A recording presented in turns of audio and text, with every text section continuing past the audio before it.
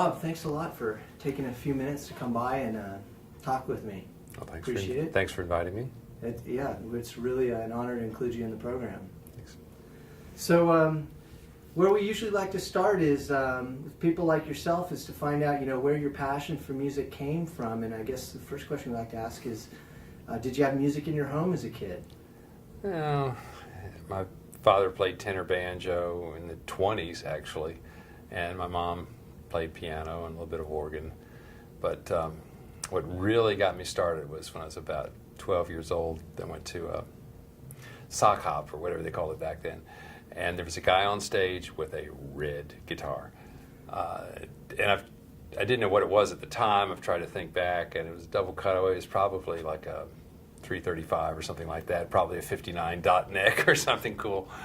But he was playing there, and I remember the microphone clear as could be. It was one of those, Elvis type mics. Yeah, the radiator grill on it, and that really stuck in my mind. I said, I want to be on stage, and I wanted a red guitar.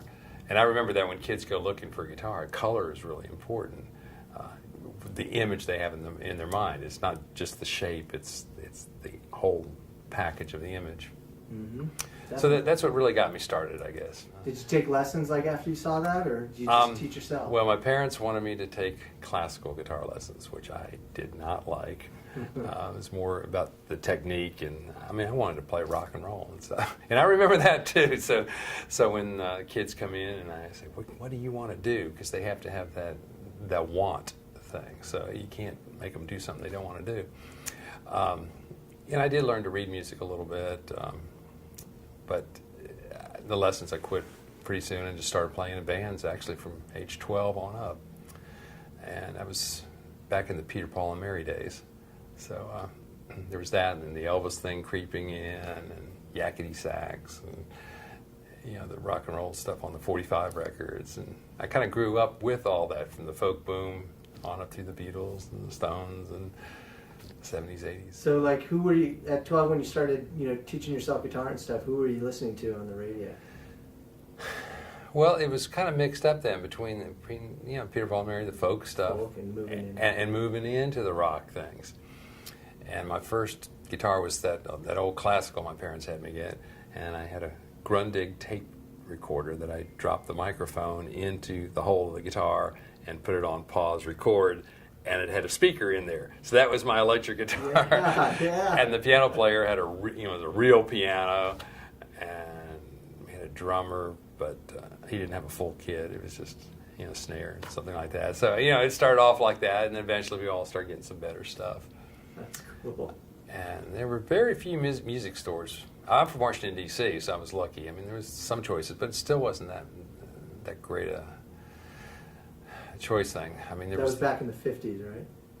Yeah, I was born in '48, so okay, so late 50s, early 60s. '60s, yeah, early '60s, probably. Okay. And went through the psychedelic periods. So you were playing in bands from 12 on, and you just kept playing in bands through high school and stuff? Yeah, and that's where I learned. It's just because being in bands and try to be with people that are better than you are makes you want to keep up with them and learn from them. So it was just a growing process, I guess. And I just really, really wanted to do it. It had the want. But I also went through school. I went through college. I got a master's degree. But I always did music on the side. And I started doing repairs probably around '68. I bought parts from a local music store, and the guy said, "Well, what are you doing with all this stuff you're getting, supplies and stuff?" And I showed him some of the things I did, and so he said, "Oh, there's a pile of trade-ins over there. See what you can do with that." Well, I worked all night, came back the next day with all the stuff all fixed up, and he said, "You've got a job." Wow. So I spent 11 years of my life in his little basement repair shop. And did he have a music retail store? He did. Oh, okay. Yeah, I was in the basement of the retail store. Wow. And when you started, were you still in school, or? I still went through school. I was a workaholic. Okay, so you were going to college and working, and. Yeah, and teaching music, also teaching lessons, and